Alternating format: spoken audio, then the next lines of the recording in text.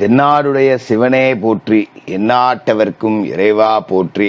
நேயர்கள் எல்லாருக்கும் வணக்கம். விசுவாவசு வருடம் தமிழ் புத்தாண்டோட வைகாசி மாசத்துக்கு உண்டான ராசி பலன்கள் அப்படிங்கறது தான் நம்ம பார்க்க போறோம். அதாவது வைகாசி மாசம் அப்படின்னாலே நரசிம்ம பெருமான் அவதரித்த ஒரு மாசம். அநீதியை அழிக்க நரசிம்மர் அவதாரம் எடுத்த நரசிம்மர் ஜெயந்தி அப்படிங்கிறது இந்த மாசத்துலதான் வரும். அப்படிப்பட்ட இந்த மாசத்தோட கிரக நிலைகள் அப்படின்னு பாத்தீங்கன்னா, கிரகங்களோட ராஜா சூரியன் ரிஷபராசியில இருக்காரு. செவ்வாய் கடகராசியில நீச நிலையில இருந்துட்டு ரொம்ப நாளைக்கு அப்புறம் இந்த வைகாசி மாசம் 25ஆம் தேதி சிம்ம ராசிக்கு போக போறாரு. புதன் மேசராசியில இருக்காரு. 2ஆம் தேதி ரிஷபராசிக்கு போறாரு. 19ஆம் தேதி மிதன ராசிக்கு போய் தன்னோட சொந்த வீட்டுல ஆட்சி பெற்று உட்கார போறாரு. சுக்கிர பகவான் மீனத்துல உச்சமடைஞ்சிருக்கார். 17ஆம் தேதி அன்னைக்கு அவரு மேசராசிக்கு போக போறார். குரு பகவான் மிதன ராசிக்கு பயிற்சி ஆயிட்டார். சனி பகவான் மீன ராசியில பயிற்சி ஆயிருக்கார். ராகு கேதுவோட பயிற்சி இந்த வைகாசி மாசத்துல நடக்குது. ராகு மீன ராசியிலிருந்து 4ஆம் தேதி கும்பராசிக்கும், கேது கன்னிராசியிலிருந்து 4ஆம் தேதி சிம்ம ராசிக்கும் போறாங்க. அப்ப சர்ப்ப கிரகங்களோட செயல்பாடுகள் அப்படிங்கிறது முழுசா மாறப்போற ஒரு மாசம் அப்படிங்கிறது தான் இந்த வைகாசி மாசம். இந்த கிரக நிலைகள், ராசி மாற்றங்கள் உங்களோட ராசிக்கு என்ன பலனை கொடுக்க போகுது? இந்த மாசம் உண்மையிலேயே ஒரு அமோகமான மாசமா உங்களுக்கு இருக்கும். நவ கிரகங்களையும் பிரார்த்தனை செஞ்சுக்கிட்டு நாம வீடியோக்குள்ள போவோம். ரிஷபராசி நேயர்களே, உங்களுக்கு இந்த வைகாசி மாசம் எப்படி இருக்கு அப்படின்னு பார்த்தோம்னா, பாடா நம்மள பிடிச்சது பூரா விலகிருச்சுரா, இனிமே நம்ம நல்லா இருப்போம் அப்படின்னு ஒரு நேர்மறை ஆற்றல் அப்படிங்கிறது உங்களுக்கு கிடைக்கும். என்ன முக்கியமான காரணம் அப்படின்னு பாத்தீங்கன்னா, உங்களோட ராசியை பொறுத்த வரைக்கும் இப்ப லாப வீட்டுல சனி இருக்கா. லாப சனி அப்படிங்கிறவர் எப்பேற்பட்டவர் அப்படிங்கிறத இதுக்கு மேல நீங்க பார்க்க ஆரம்பிக்கலாம். என்ன லாபத்துலதான் சனி மார்ச் மாசத்துலயே வந்துட்டாரு, இன்னும் ஒன்னும் கொடுக்கலையே. இன்னும் சொல்ல போனா சனி லாபத்துக்கு வந்த பிறகுதான் எனக்கு நிறைய பண கஷ்டம் வந்துச்சு, 10 ரூபா கடன் வேற சேர்ந்து போச்சு, சனி லாபம் வந்தது ஏன்டா இருக்கு அப்படிங்கிற மாதிரி ஆயிப்போச்சு ஜோசியரை. ஆனா நீங்க என்னமோ நல்லா இருக்குன்னு சொன்னீங்க, ஒண்ணுமே நல்லா இல்லையே அப்படிங்கிற மாதிரி ஒரு சலிப்பு இருக்கும்.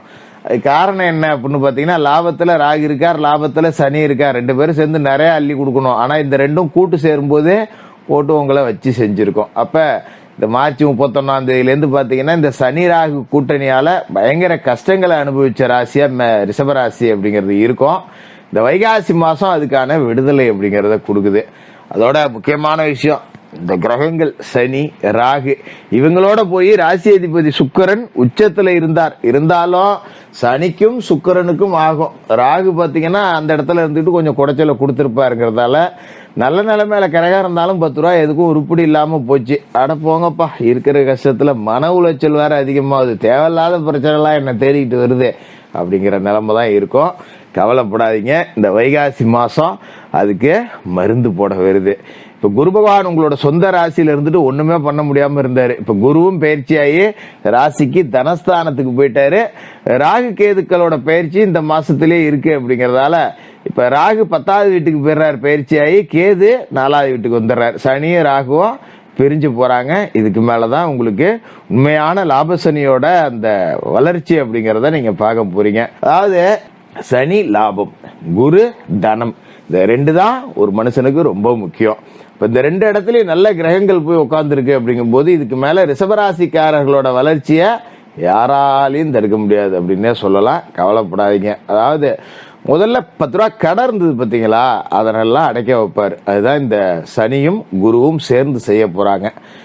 பேங்க்ல கடை இருக்கு, நகை நட்டு வாங்கி வச்சுட்டேன், சொந்தக்காரங்கள்ட்ட வேற நகையை வாங்கி வச்சுட்டேன், இந்த நேரத்துல 10 ரூபா வருமானமும் இல்லாம போச்சு, என்ன பண்றது ஏது பண்றதுன்னு தெரியாதவங்களுக்கு எல்லாம் திடீர்னு யோசனை வரும். ஏதாவது நாம ஏன் இதை பண்ணக்கூடாது, இவ்வளவு நாளா இதை யோசிக்காம விட்டோமே, இந்த தொழிலை பண்ணலாமே, நம்ம இருக்கிற இடத்துக்கும் தோதா இருக்கும், நமக்கும் செட் ஆகும், நம்ம ஏன் இதை இவ்வளவு நாளா பண்ணாம விட்டோம் அப்படின்னு சொல்லிட்டு திடீர்னு ஒரு யோசனை வரும். பரவாயில்ல, கடன்னு அடுத்த நாளே ஆரம்பிச்சு அதை செஞ்சு விடுவோம் அப்படின்னு சொல்லிட்டு துரிதமா இறங்கிடுவீங்க. எண்ணி 10 நாள்லயே உங்களுக்கு வளர்ச்சி தெரியும். அடப்பாவமே, இதை செய்யாம விட்டோமே, இத்தனை நாளா செஞ்சிருந்தோம்னா பல லட்சம் சம்பாதிச்சிருந்துருக்கலாமே விட்டோமே அப்படிங்கிற மாதிரி ஒரு புது தொழில் முயற்சியில இறங்கலாம். தாராளமா இறங்குங்க. சுயஜாதகம் கூட பார்க்க வேண்டியதில்லை, அந்த அளவுக்கு நேரம் உங்களுக்கு நல்லா இருக்கு. தாராளமா இறங்கலாம். சொந்த தொழில் என்ன தொழில் செய்ய வருமோ அதை தயவு செய்து இந்த மாசத்துல தொடங்கி செஞ்சிருங்க.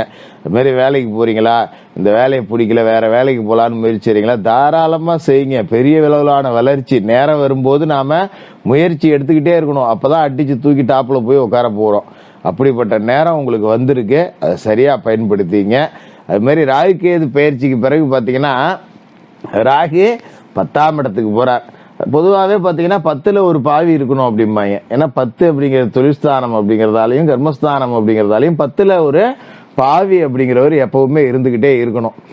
அப்ப விஷப்பாம்பு ராகு, அதாவது கேது கூட 10ல் இருந்தா பெரிய வளர்ச்சி கிடையாது, ராகு 10ல் இருந்தாருன்னா தான் உச்சபட்ச வளர்ச்சி. அப்படிப்பட்ட ராகு 10ல் ஒரு பாவியா உட்கார்ந்துருக்கார் அப்படிங்கும்போது சொந்த தொழில் உச்சமடையும். அதாவது தெரிஞ்ச தொழிலை விட்டவனும் கெட்டான், தெரியாத தொழிலை தொட்டவனும் கெட்டான்னு சொல்லுவாங்க பார்த்தீங்களா. இந்த 10ல் ராகு இருந்தாருன்னா தெரியாத தொழிலை தொட்டவன் கூட அடிச்சு தூக்கி டாப்ல போய் உட்காரலாம். அப்படி ஒரு அமைப்பு அப்படிங்கிறது உங்களுக்கு கிடைக்கும். அதனால பயன்படுத்திங்க. அது மாதிரி குரு பகவான் உங்களோட ராசிக்கு தனஸ்தானத்துக்கு போயிருக்காரு. அற்புதமான இடம், தன வாக்கு குடும்பஸ்தானம் அப்படின்னு இதை நாம சொல்லுவோம். பேச்சை மூலதனமா கொண்டு தொழில் செய்யக்கூடியவர்கள் எல்லாம் சாதிக்க போறீங்க.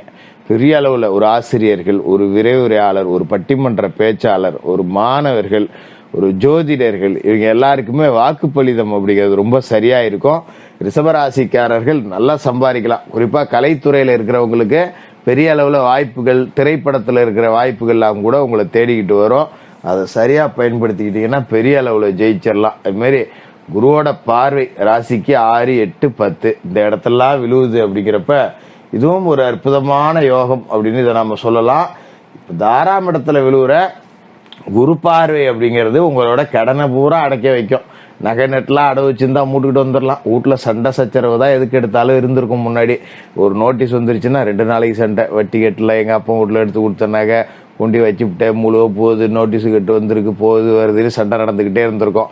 இந்த வட்டி கட்டுற பொழப்பெல்லாம் விட்டுட்டு இனிமே அசலை கட்டுறேன்டா அப்படின்னு சொல்லிட்டு கட்டி மூட்டாந்து வீட்டில் வச்சுக்கலாம். அப்படி ஒரு நல்ல ஏறம் அப்படிங்கிறது வரும். அது மாதிரி உடம்புல நோய் நொட்டி அப்படிங்கிறது இருக்காது, தப்பிச்சிட்டிங்க அப்படின்னே சொல்லலாம். ஒரு தலைக்கு வந்தது தலைப்பாயோட போச்சு அப்படின்னு கூட இதை நாம் எடுத்துக்கலாம். அப்படிப்பட்ட நிறைய ஒரு அற்புதமான பலாபலன்கள் அப்படிங்கிறது உங்களுக்கு கிடைக்கும். இது மாதிரி 8ஆம் இடத்துல குரு பார்வை அப்படிங்கிறது உங்களை நிறைய சிந்திக்க வைக்கும், தைரியமான முடிவுகளை எடுக்க வைக்கும். ஒரு மன குழப்பத்திலேருந்து விடுபடுவீங்க, படுத்தா நிம்மதியா தூக்கம் வரும். இதுதான் ஒரு மனுஷனுக்கு வாழ்க்கையில ரொம்ப முக்கியம். அது எல்லாமே உங்களுக்கு கிடைக்கும். இது மாதிரி 10ல் ராகு வருவாரு, ராகு மேல குரு பார்வை விழுவுது அப்படிங்கும் போது இது இன்னும் அதி உன்னதம் அப்படின்னு சொல்லலாம். தொழில கொடிகட்டி பறக்கலாம். தயவு செய்து சொந்த தொழில் செய்யறவங்க பெருமுயற்சிகள் அப்படிங்கிறத தாராளமா எடுங்க. பெரிய அளவிலான வாய்ப்புகள் அப்படிங்கிறதுலாம் உங்களை தேடி வந்துகிட்டே இருக்கும்.